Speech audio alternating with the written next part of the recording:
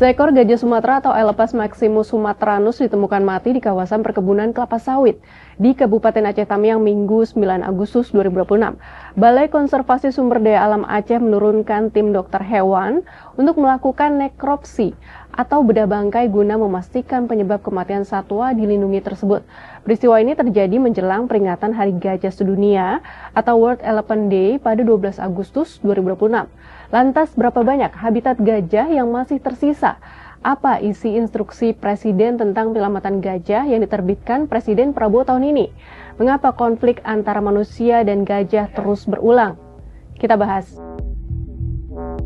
Gajah merupakan hewan yang istimewa. Kehadirannya menjadi simbol kekayaan dan keanekaragaman hayati hutan karena gajah merupakan spesies payung yang keberadaannya turut mencerminkan keutuhan ekosistem hutan tropis. Indonesia memiliki 2 subspesies gajah yang berstatus kritis, yakni gajah Sumatera atau Elepas maximus sumatranus dan gajah Kalimantan atau Elepas maximus borneensis. Berdasarkan data Kementerian Kehutanan, populasi gajah Sumatera pada 2026 tersisa sekitar 1.100 ekor.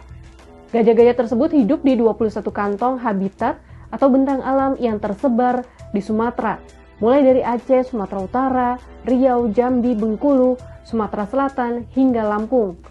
Sementara itu, populasi gajah Kalimantan jauh lebih sedikit, diperkirakan hanya 30 hingga 100 ekor. Dengan populasi yang terus menyusut dan status konservasi yang kritis, pemerintah mengambil sejumlah langkah penyelamatan.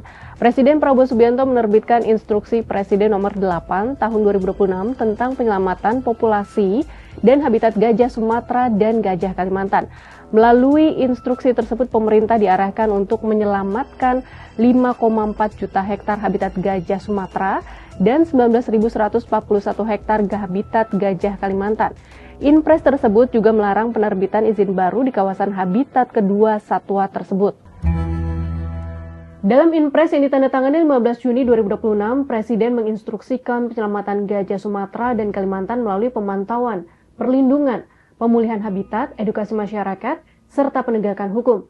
Instruksi ini melibatkan 9 menteri, Kapolri, serta pemerintah daerah dan mencakup 21 lanskap habitat gajah Sumatera serta 1 lanskap gajah Kalimantan. Ketua Forum Konservasi Gajah Indonesia, Doni Gunariyadi, menyambut positif Inpres tersebut. Menurutnya, kebijakan ini menjadi momentum memperkuat perlindungan habitat dan koridor gajah sekaligus menegaskan bahwa penyelamatan gajah merupakan tanggung jawab bersama pemerintah, dunia usaha, akademisi, organisasi masyarakat, sipil, media, dan masyarakat. Namun konflik manusia dengan gajah masih terus terjadi. Pada 13 Januari 2026, ribuan warga desa penyangga Taman Nasional Waikambas, Lampung Timur berunjuk rasa menuntut pemerintah mengatasi konflik tersebut dan menolak rencana perubahan zona TNWK.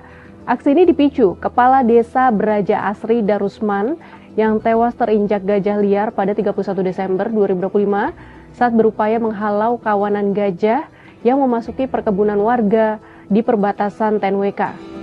Berdasarkan data Balai TNWK, pada 2024 terjadi 242 interaksi negatif antara gajah dan manusia di kawasan tersebut. Jumlah ini meningkat lebih dari 2 kali lipat dibandingkan 2023 yang tercatat 114 kejadian. Dalam satu generasi gajah yang berkisar 50 hingga 75 tahun, kerusakan habitat gajah Sumatera mencapai 70%. Perburuan, pagar listrik, jerat, dan konflik dengan manusia menjadi sejumlah penyebab kematian gajah. Sementara itu, penyusutan habitat akibat pembukaan permukiman dan perkebunan meningkatkan intensitas konflik serta perebutan ruang antara manusia dan gajah. Konflik tersebut tidak hanya mengancam kelangsungan hidup gajah, tetapi juga keselamatan masyarakat yang tinggal di sekitar habitatnya. Sahabat Kompas, di Hari Gajah Sedunia ini, Inpres penyelamatan gajah menjadi harapan baru untuk melindungi populasi dan habitat gajah yang terus menyusut. Namun kebijakan itu akan diuji apabila terjadi konflik di lapangan. Mampukah pemerintah memastikan habitat gajah terlindungi sekaligus menjamin keselamatan masyarakat yang hidup di sekitarnya?